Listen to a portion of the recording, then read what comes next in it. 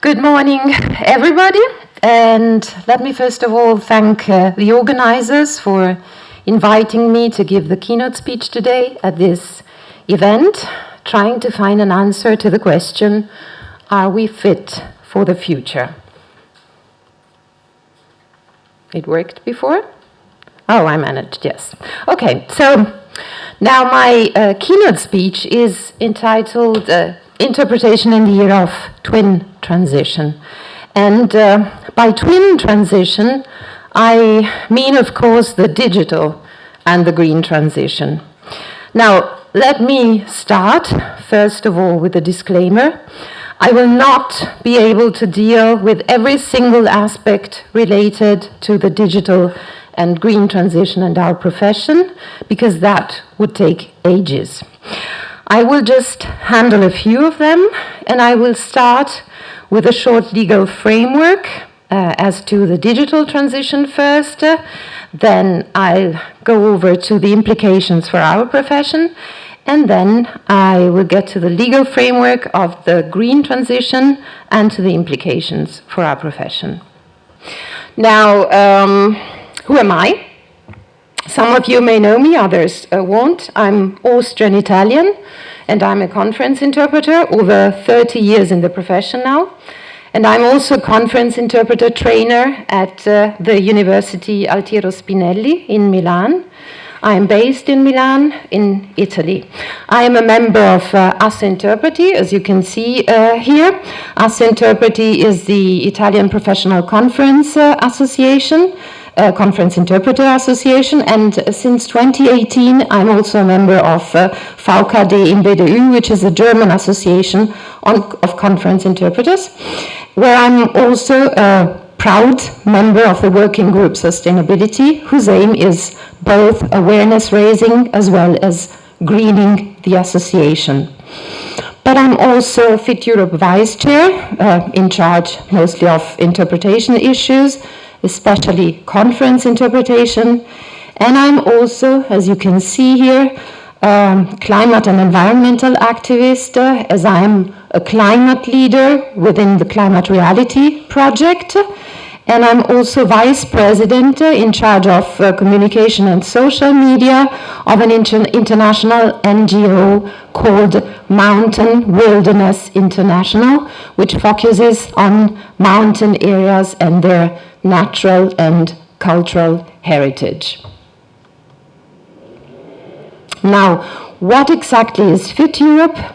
Fit Europe is the regional center Europe of FIT, International Federation of Translation and, of course, interpreters, and focuses on translation and interpretation issues Europe-wide. It has 77 member associations, including also several associated members, which are mostly universities, and we represent around 40,000 language professionals in 33 countries. Now, we start with a digital transition, Okay, Valentini, I'll give it up and say Valentini next, okay?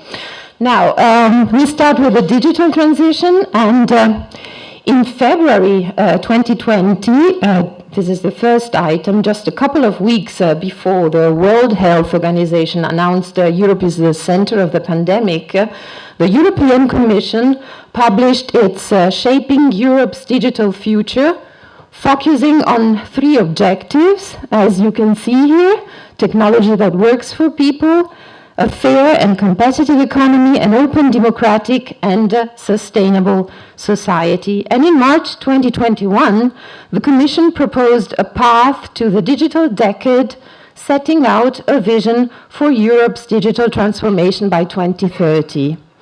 Next, thank you. Now, here you see the DMA and the DSA. DMA enters into force in November 2022. It's the Digital Market Act, and it aims to put an end to unfair practices by large companies in the online platform economy, and I'll get back to the platform economy in a few minutes. DSA, the Digital Services Act, entered into force in August 2023 with the aim to create a safer digital space where the fundamental rights of all users of digital services are protected. And then the last item is the Artificial Intelligence Act. Now, the Artificial Intelligence Act, as you can see, aims to establish a legal framework for the development, deployment, and use of artificial intelligence systems in the European Union.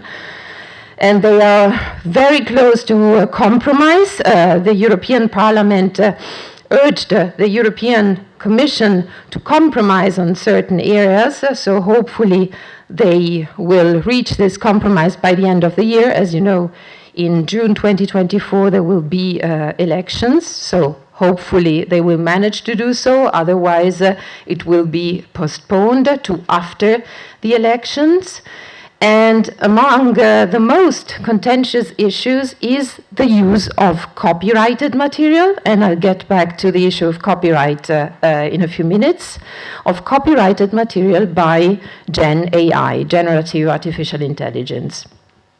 Now, generative artificial intelligence, like for example ChatGPT, would have therefore to comply with the transparency requirements, meaning that the companies who produce, let's say, these tools, artificial intelligence tools, would have to disclose the content was generated by artificial intelligence, to design models to prevent the tools, from generating illegal content, and they would also have to publish summaries of copyrighted data used for training. This means that users should be made aware when they are interacting with artificial intelligence. And now artificial intelligence does not only refer to texts, but they include image, audio, video content, etc. Now, given the legal framework, how has our profession changed, and how is it changing in the context of the digital transition? Next. Our profession, next. I will start with the year 2020 because that marked a divide between, let's say, a linear increase in the use of digital technologies in our profession and an exponential increase. Before the crisis, the market was still dominated by traditional on-site conferences. With the crisis, conference interpreting was sort of obliterated. In Italy, for example, the country I live in, we had a ban on all conferences, and even European institutions had to drastically reduce the amount of interpreting they offered. And the pandemic accelerated the transition to remote interpretation, pushing many professionals to take this path with a minimum amount of technical equipment. Now, almost all associations of professionals drew up guidelines, recommendations, or position papers based on the knowledge we had then. And these guidelines specified that RSI, remote simultaneous interpretation, could be justified only under emergency conditions, and that it still presented too many risks related to sound quality. You may have heard 2020, we all spoke about acoustic shock, that was the main problem. Then we spoke about the quality and stability of the internet connections, which of course has implications on sound quality. We had power shortages, which grew even due to the energy crisis. We spoke about high cognitive load, etc., etc., and also about liability, but I will not enter into details about the General Data Protection Regulation, because John Oshie, our chair, is the expert in this field, and if you wish to get to know more about GDPR, you can have a look at our website or on our YouTube account. But this has also changed the way we train interpreters. For example, the master's degree course at Altiero Spinelli University, where I teach, transitioned to an educational version of a simultaneous interpreting delivery platform. So even now, where we are back in presence, we use this platform at the university. And after testing several platforms, then in 2020, I opted for the hub solution. And I was very lucky because there was a hub where I live, which was probably the only hub in 2020 in Italy. And according to me, hubs are the solution that comes closest to in-person on-site interpreting, allowing conference interpreters to work as a team because you work co-located.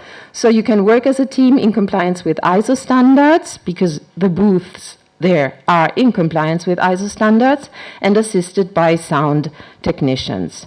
And the number of hubs rapidly grew in Europe. I remember 2020 there was only one in Italy, but there were already, since I'm also a member of VKD in BDU, there were already at least 10 in 2020 in Germany.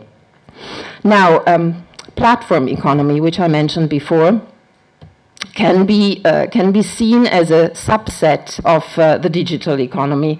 You may have also heard the term gig economy. While the gig economy refers to the employment focused on short-term contract-based work, the platform economy also implies the use of technology, in our case, simultaneous interpreting delivery platforms. And many of these SIDP platforms are also organized as digital marketplaces. So they are a digital space where customers meet professionals. This means that they bring together demand and supply, and customers can find, book, and pay for interpretation services. There is, therefore, a transition of the interpreting industry towards gig work. That is a trend that reflects wider shifts in both labor, capital, relations, and the role of technology in the economy.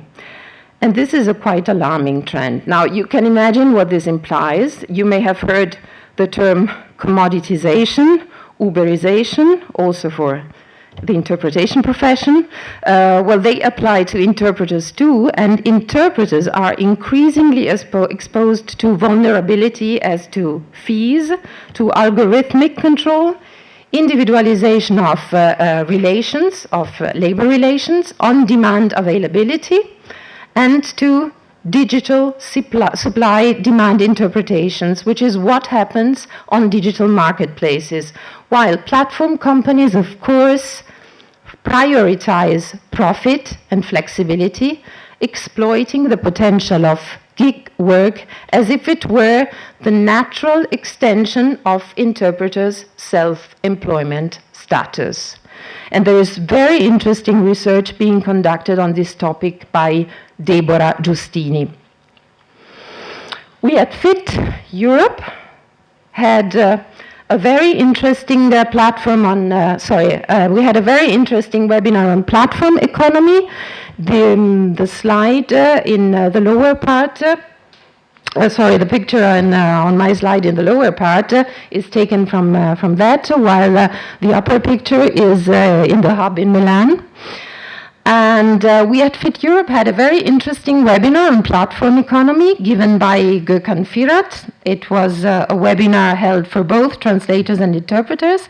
He is a postgraduate researcher at the University of Surrey, and he said something very interesting, because he said that platforms not only tend to recruit a lot of so-called professionals, they also put professionals in competition with each other, leading to a downward spiral of prices to the benefit of a platform company, certainly not of professionals.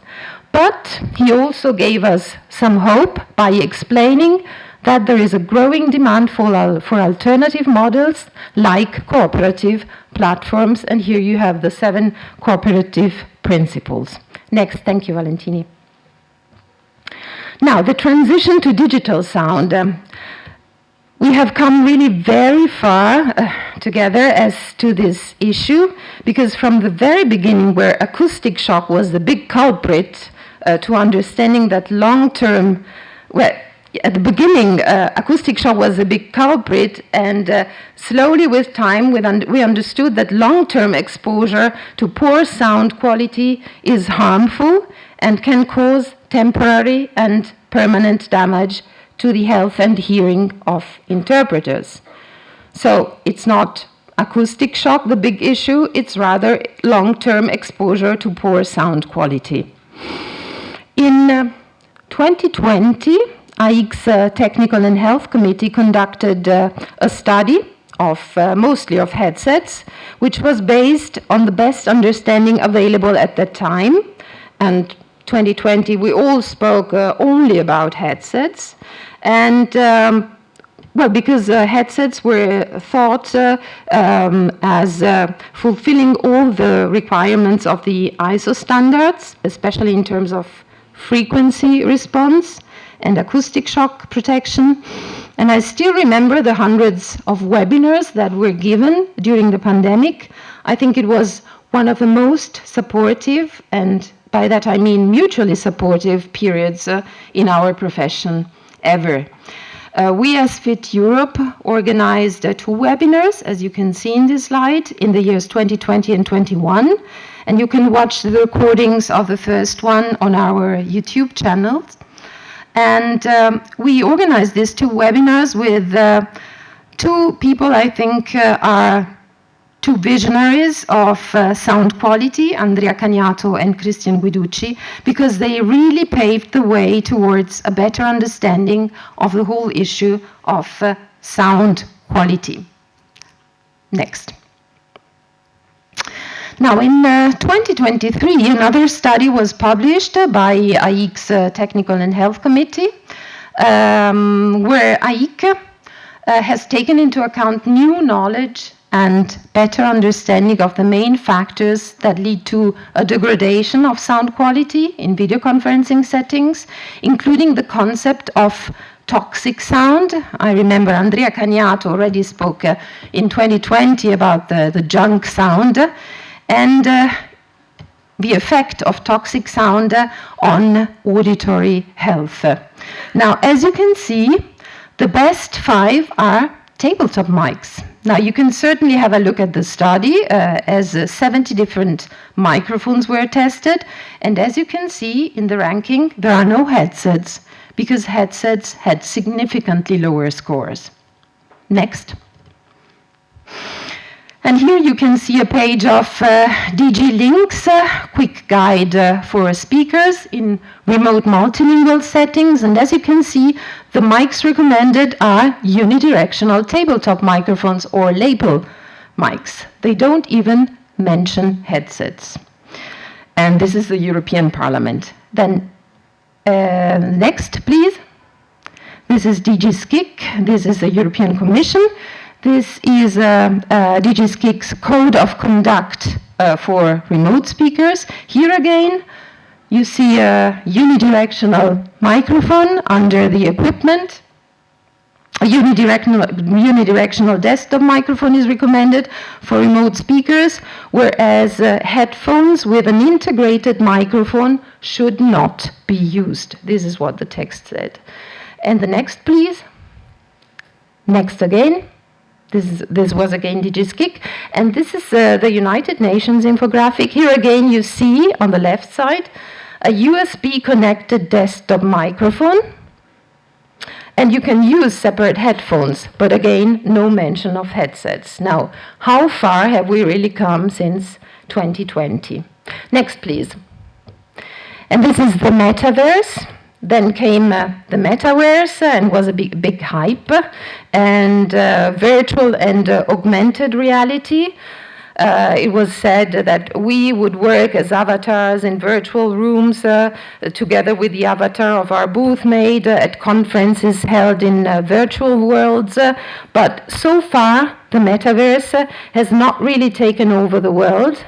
And there are several reasons for this. Among others, because it needs to be seen as useful in daily life, and there are a lot of sectors where the metaverse is used, like, for example, in medical education and training, there it is very useful, but still not in daily life.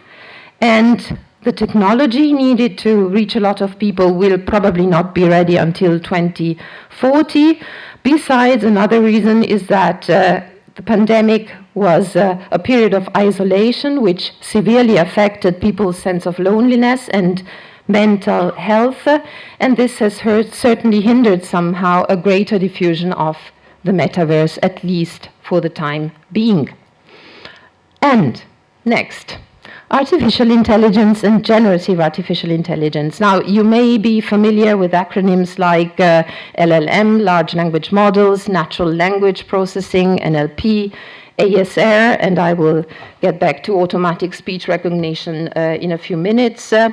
Text to speech, speech to text, speech to speech technologies. And first of all, I think I should make a disclaimer. As you can see, I'm not a millennial and I'm not from the Gen Z. I'm rather a boomer, but I very much welcome developments in technology. And when I have time, and unfortunately I have very little time, some of them I test and check their usefulness for their profession. And I try and understand the potential effects they might have on our profession.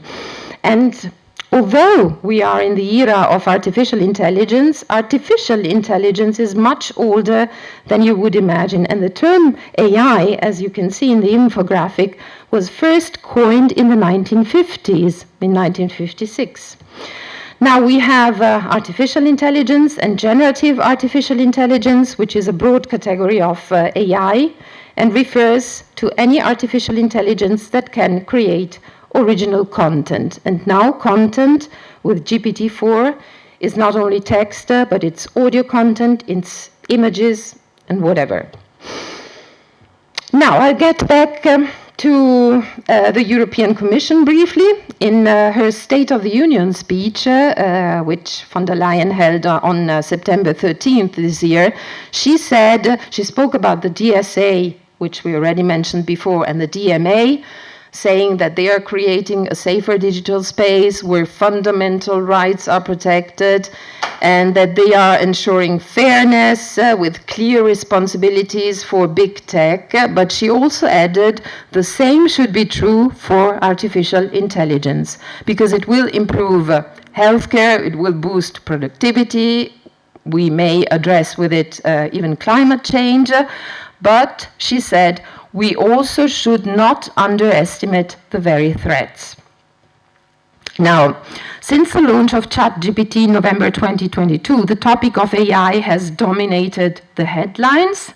ChatGPT-3 was built on text only, but now with the development of multimodal LLMs, these LLMs can accept audio, images, etc.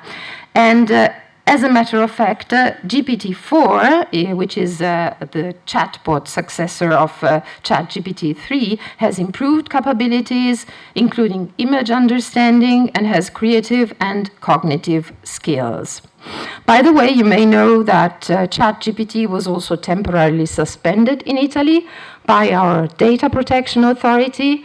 And I remember the head of our data protection authority saying in an interview where a journalist was asking him, well, you suspended it, but in the meantime, German or French companies use it and they are becoming more competitive than Italian companies. And he said, I think something very interesting, because he said, yes, it is true, but sacrificing rights and freedoms to the benefit of the market is incompatible with our constitutional principles. And he also said that private economic initiative cannot take place in such a way as to damage human freedom and dignity. Artificial intelligence is big data, and AI uses a massive amount of data. Systems are trained using huge amounts of content, text, images, whatever, scraped from the web. And just like the content of LLMs is scraped from the web. And you can imagine that this content may include sensitive information and copyrighted material. And this is why several lawsuits for copyright infringements have been filed, like, for example, the US Authors Guild. And we heard also of the New York Times that was considering suing OpenAI, the company that developed ChatGPT, and had taken measures to stop its content from being used to train artificial intelligence model. Or also Getty Images. Getty Images has filed a copyright case against Stability AI, which is a Gen AI for images. Now, you can imagine what this implies, and this both for the translation and interpretation professions, that, I mean, because translation and interpretation are protected by the Berne Convention. So not only translation, even the interpretation, the interpreter's output is protected by the Berne Convention. And it is no surprise that even actors have joined screenwriters in the US. They were on strike. The screenwriters have reached an agreement so far, but actors are losing their job for artificial intelligence. Just an example. Tom Hanks, which, I think you all know him, has recently warned his fans that an ad using his image was in fact fake and was made using AI. And if world-famous actor Tom Hanks cannot protect his image and his voice from our AI, imagine us mere mortals. Now, next. Okay. How does artificial intelligence affect our profession?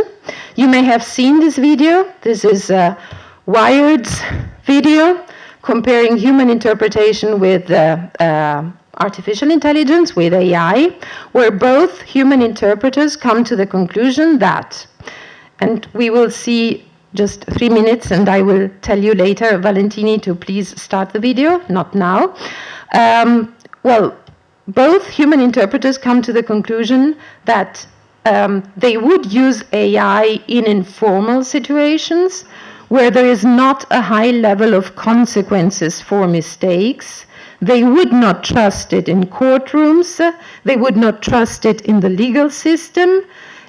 They wouldn't trust it if there is a decision that has to be made in medical interaction, in asylum cases, in situations that require metaphorical language, in meetings, like, for example, high-level diplomats meetings, or of presidents of countries, of ministers who are making important decisions about millions of lives.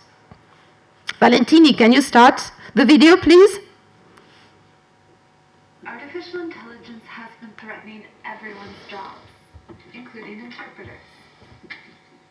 Inaccurate interpretation can be the difference between a good or bad nuclear deal.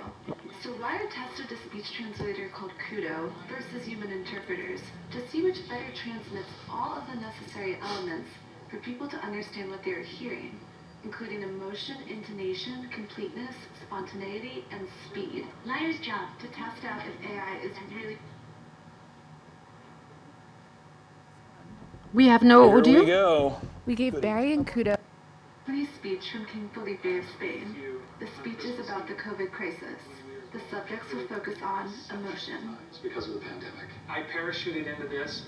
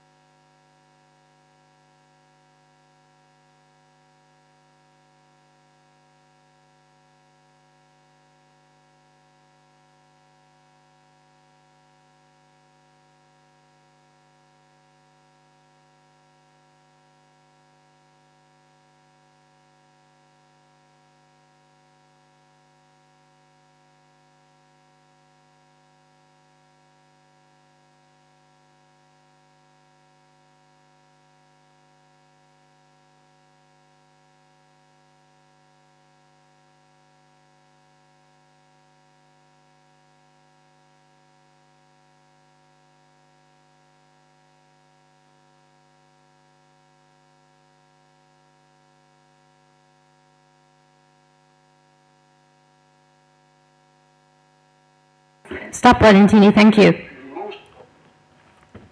So we can either see artificial intelligence has been threatening everyone. We can either see artificial intelligence as a competitor or as a tool. AI so far cannot deliver real high quality because, as you heard, professional interpreters process the information and then they serve it to the listener already processed.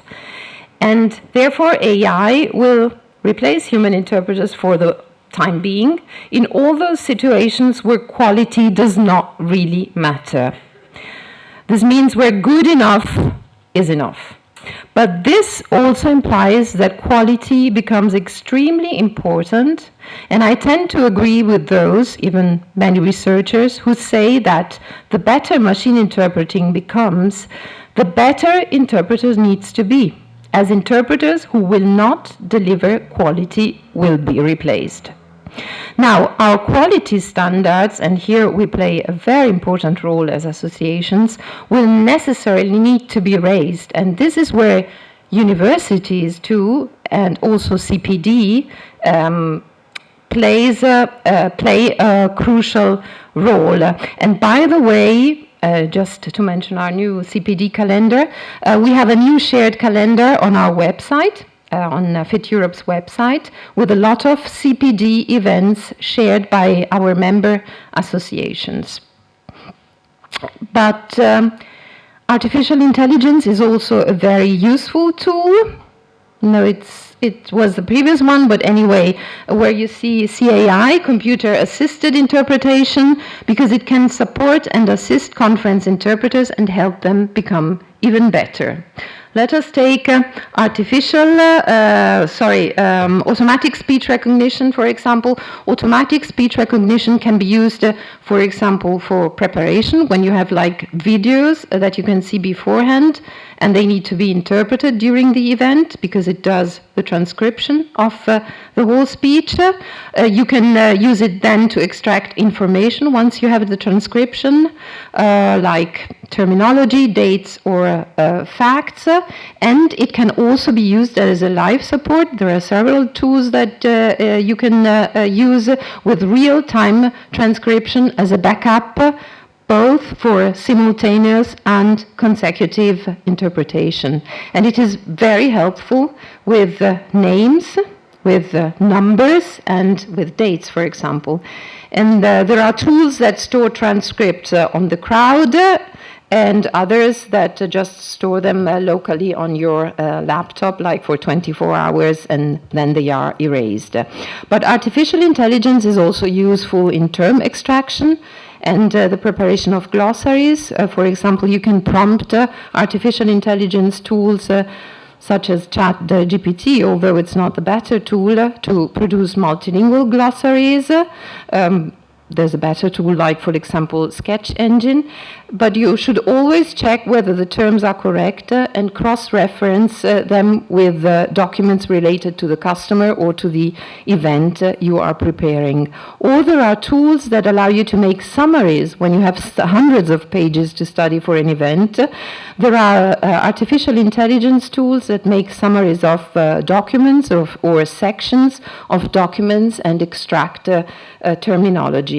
But be aware that any information you feed into a system you are allowed to use for free, like for example ChatGPT 3, raise confidentiality issues, as all you will feed into the tool will be used to further develop the model, which in any case does not mean that even if you use the paid pro version, you are totally risk-free in terms of confidentiality. So my conclusion as far as the digital transition is concerned would be test the tools, try them out, because they can be very useful and can help you become even better in your profession. But while on the one hand digitalization can help decarbonization, as I said before and was mentioned by von der Leyen, never forget that digital technologies and artificial intelligence have a huge carbon footprint. Researchers estimated, for example, that training of GPT, the previous version of ChatGPT, led to emissions similar to flying between New York and San Francisco on a return journey 550 times. And reporting suggests GPT-4 is trained on around 570 times more parameters than GPT-3. That doesn't mean it uses 570 times more energy, of course, but it suggests that AI is getting more energy intensive and has, therefore, a growing carbon footprint. Now, here is aim for excellence. My conclusion in your human skills as human interpreters, because something unpredictable can happen, and these are two screenshots taken from a video of a Star Trek episode. It's just ironic because in August 2023, Meta launched its Seamless M4T, which is a multimodal AI model for speech and text translation, which includes a universal speech translator. And on Star Trek, on this spacecraft, there is a universal translator that allows the crew to understand each other. And what happens? They have a malfunction of the universal translator, and whom do they call for help? They call Saru. Saru is, well, I would call him a human translator and interpreter, although he looks non-human. And apparently in the 23rd century, because the Star Trek series is set in the 23rd century, apparently, again, the only one, because he's the only one who bothered to learn foreign languages, was the only one able to solve the malfunction. So without Saru, the entire crew on the spaceship would be lost. And now to the green transition. Next, please. And this is the topic that is closest to my heart, and I hope I don't get too emotional. It's the green transition. And I would like to make it clear that I will be speaking on my behalf from now on, as we have not yet addressed this issue within Fit Europe, except marginally. And, well, the issue of the green transition and what we as professionals can do to reduce our footprint. Next, please. A few months before the pandemic, in December 2019, and it's the second item on this slide, the European Commission presented its European Green Deal with the aim of achieving no net emissions, therefore zero emissions of greenhouse gases, GHGs, by 2050. This means that Europe would be the first climate-neutral continent.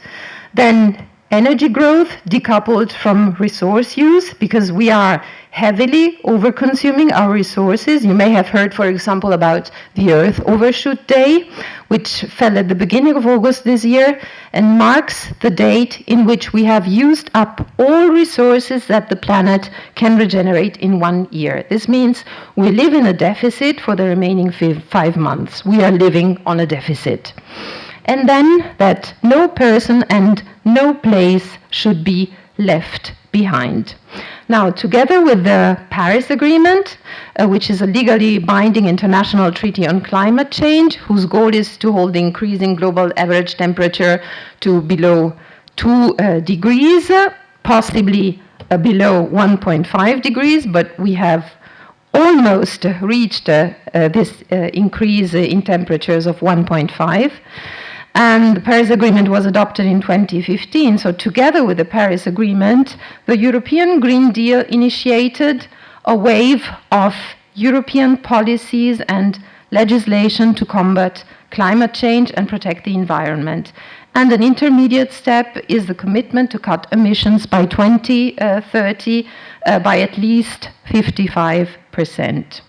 Then we have the European Climate Law, that was formally adopted in 2021 and set a legally binding target for member states, but of course also for us individuals, of net zero greenhouse gas emissions by 2050. Then we had, and I will only mention it and we'll get back to this in a couple of minutes. We have the European Biodiversity Strategy launched in 2021, which committed to planting at least 3 billion additional trees in the European Union by 2030, among other things, of course. Next, please, Valentini. Okay. And we shouldn't forget the Agenda 2030 for Sustainable Development that was adopted in the same year as the Paris Agreement by all United Nations member states, with the 17 Sustainable Development Goals, the SDGs, associated with the agenda. Now, the 3 pillars of sustainable development are the social, the economic, and the environmental pillars. And we always see the 17 SDGs represented in this way. Next, please. The truth is that the SDGs should rather look like this. And this is a picture that I borrowed from a dear friend of mine who works at the Directorate General for Environment, DG ENVI, in the European Commission.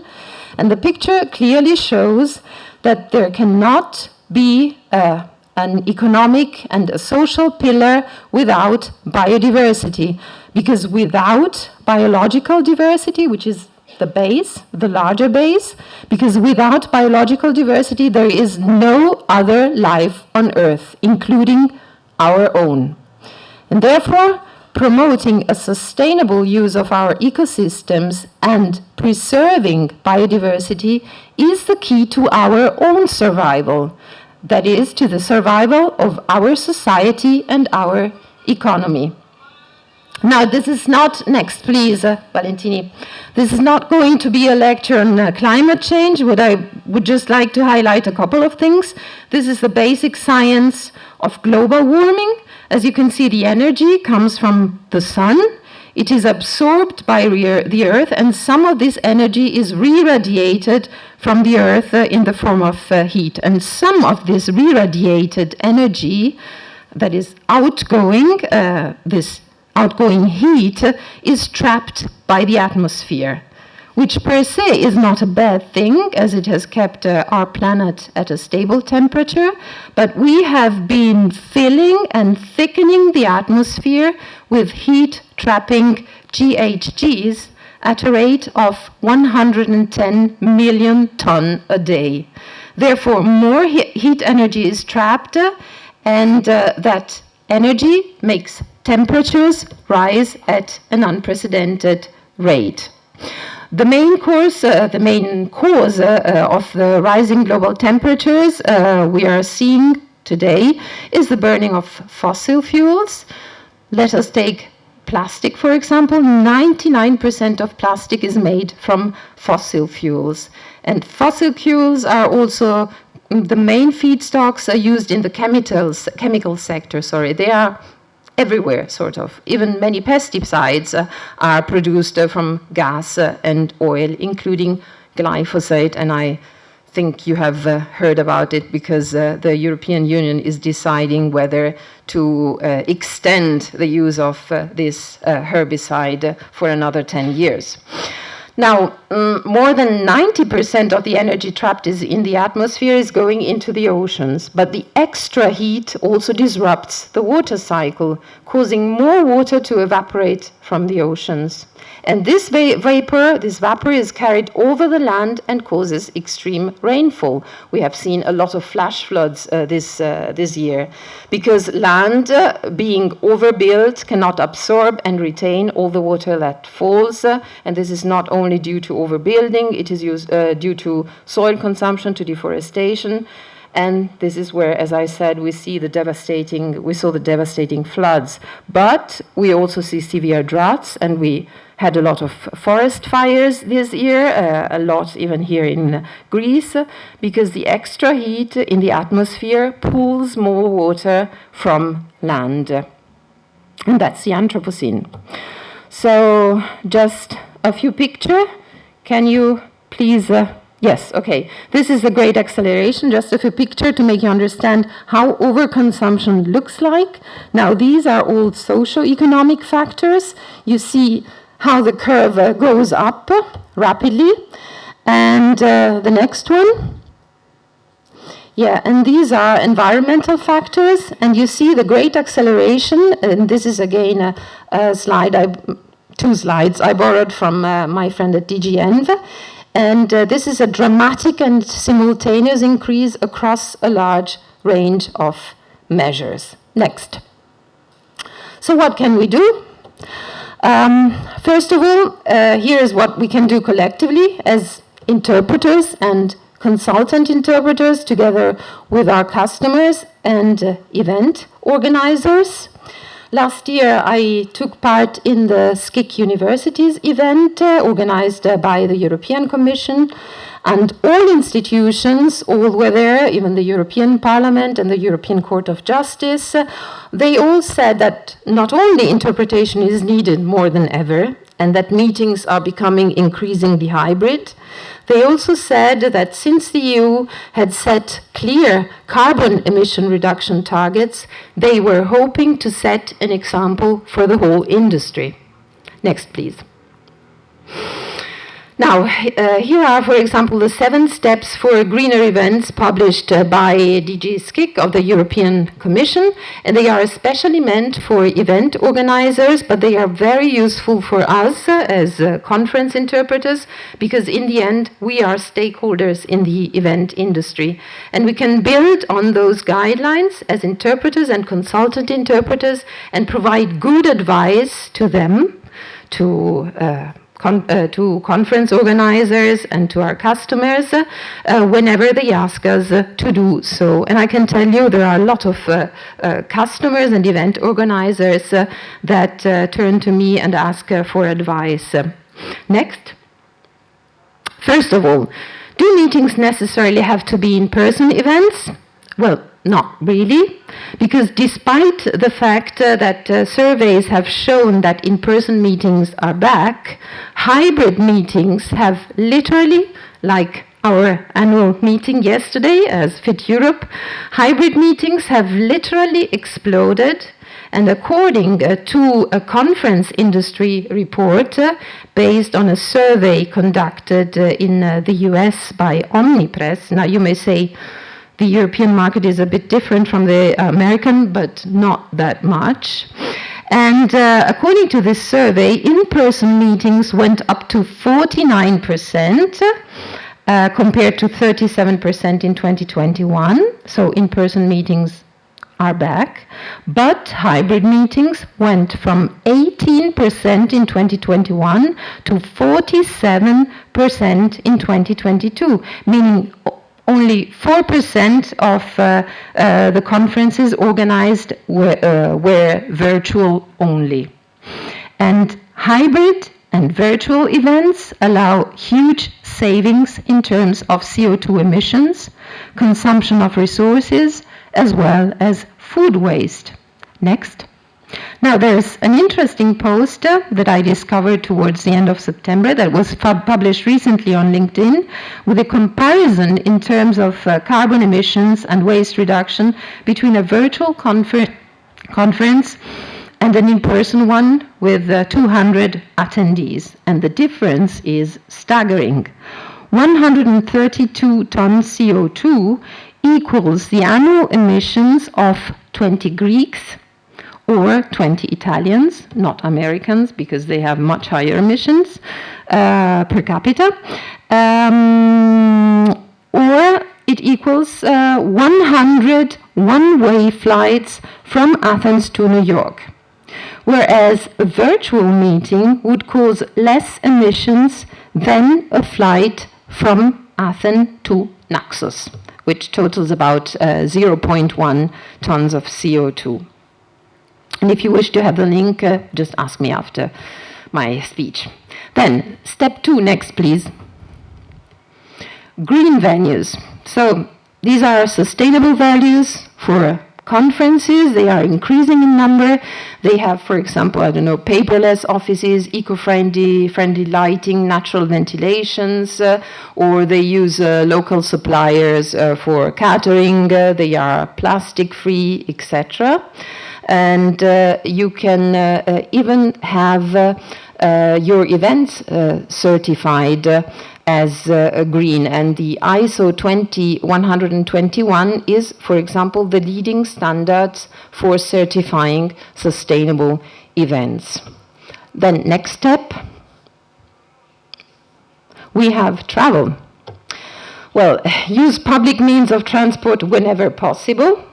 And remember that avoid and reduce must always come before offsetting, so before compensation. Certainly there are compromises you have to make because, for example, I couldn't come here by boat or by train or by car, and I had to take a flight. So there are compromises that have to be made. And you have to bear in mind that transportation accounts for around 1/5 of global CO2 emissions.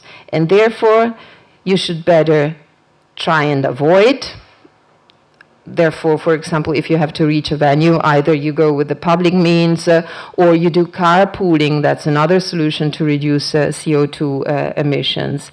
And resort to offsetting, that is to compensation of the CO2 emissions you caused, really when you can neither avoid nor reduce your footprint. Refuse, reduce, reuse, recycle.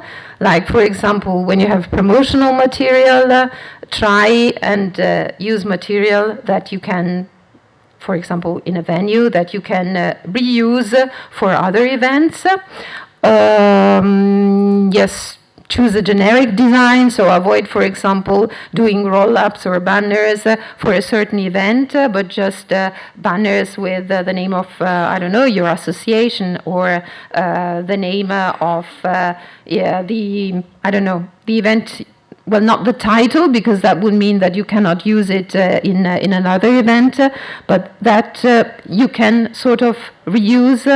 We, for example, have our banner. We are passing it on from one country to the other, and always try and use that for our annual meetings.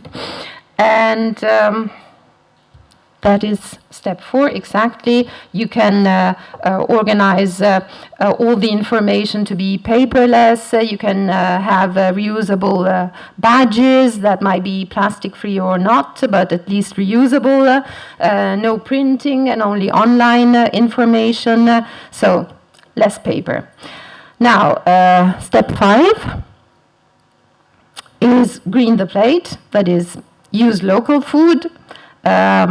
Local, organic, possibly, and seasonal food, and possibly less meat. I'm vegetarian, but I loved meat, I must say. And because remember that total emissions from global livestock represent around 15% of all GHG emissions. And then tableware, for example, there was another directive of the European Union that entered into force in 2021, banning single-use plastic plates and cutlery. Then avoid food waste, or, as it says here, donate leftovers to charity. And then step 6, I'll let you read it shortly. And step 7. Here again, use digital social media rather than printing out everything on paper. So, next. That being said, there are a lot of tools that allow you to calculate your emissions.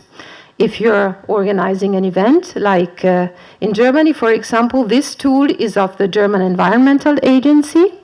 And you have it both for events, so for event organizers or even for us. And also the next is for individuals.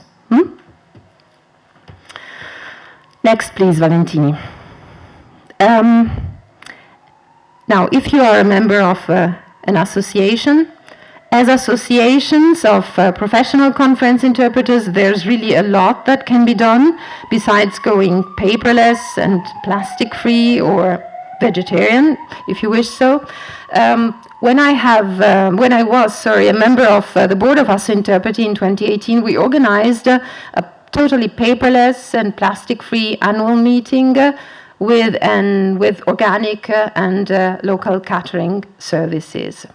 And as an example, I would like to mention this initiative of VKD im BDU, the German Association of Conference Interpreters, where the working group Sustainability, of which I am a member, and whose aim, as I said before, is raising awareness within, so inside and outside of the association, as well as greening the association, organizes every year a challenge which lasts 8 or 9 days that either starts or ends on International Translation Day. So it's also a way to celebrate International Translation Day on the 30th of September, where all members are invited to run or walk as much kilometers as they can.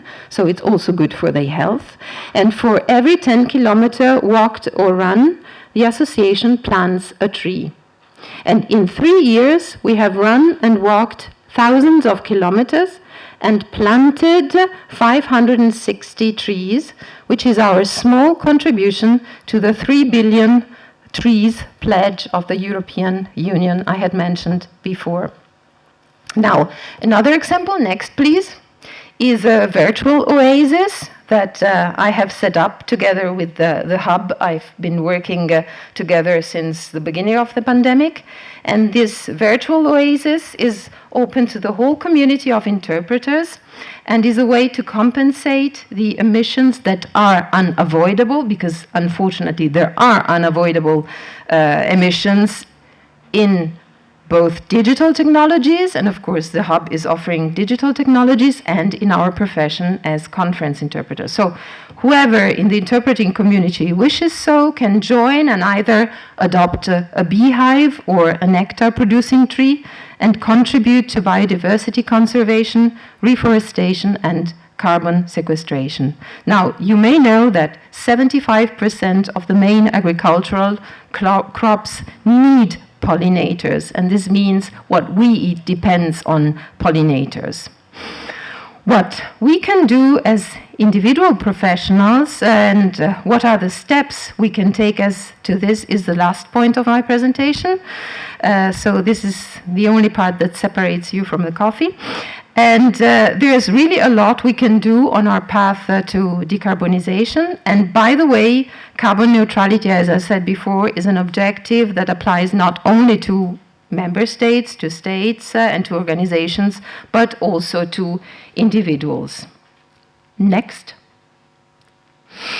And I would just like to mention a few examples you could start with and then conclude so that you can enjoy your coffee break. And as you can see, I'm paperless. For years, I have written my concept notes, or I have been scribbling figures, dates, and names while working in a booth on paper notepads, stacking them on top of one another at home.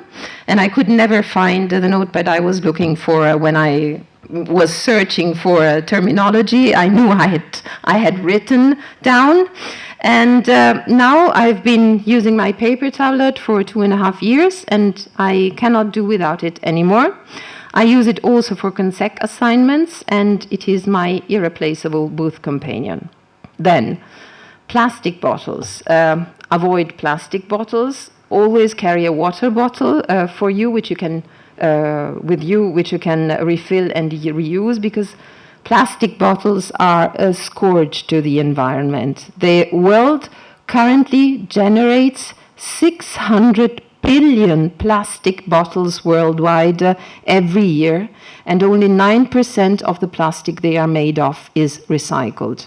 So the rest ends up either in landfills or in the natural environment, where it takes roughly, let's say, between 200 and 1,000 years to biodegrade. And as far as transportation is concerned, walk to the venue, ride a bike whenever possible, which, by the way, is also good for your health. Use the train instead of the plane, or use carpooling. In May 2023, France passed a bill to ban short-haul domestic flights where a train alternative of 2.5 hours or less exists. So they banned them. And in the year 2020, during the pandemic, for example, I gave up my car, which I used very little anyway. But I realized, as I had always had doubts about it, I realized that it is possible to live and work as a conference interpreter without a car. Now, Italy is certainly not a Nordic country in terms of organization and efficiency of public means of transport, but with a bit of effort, you can manage to do without a car. And it is certainly easier, I know, in urban areas rather than in rural ones. Or we travel a lot. Use refillable cosmetics or plastic-free solid cosmetics like soap bars when you are traveling.